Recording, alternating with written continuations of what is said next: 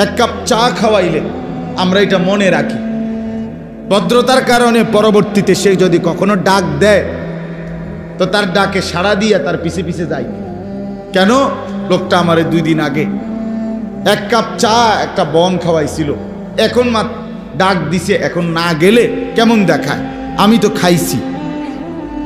তাহলে এক মানুষ যদি মানুষের সামান্য এক কাপ চা এবং বনের ভদ্রতা দেখাইতে পারে, তো এত বড় কায়নাত যিনি আমারে দিয়েছেন, 24 ঘন্টা আমার জন্য যিনি এই কায়নাত সৃষ্টি জগৎ দিয়েছেন, তো তার প্রতি কি কৃতজ্ঞতা আদায় করা উচিত না?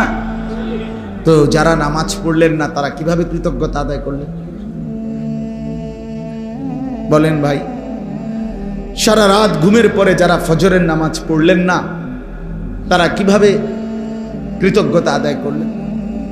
যুবক ভাই তোমরা বলো, আজকের সারা দিনে যারা এক ওয়াক্ত নামাজ পড়ো নাই, তোমরা আল্লাহ তাআলার এত বড় সৃষ্টি জগৎ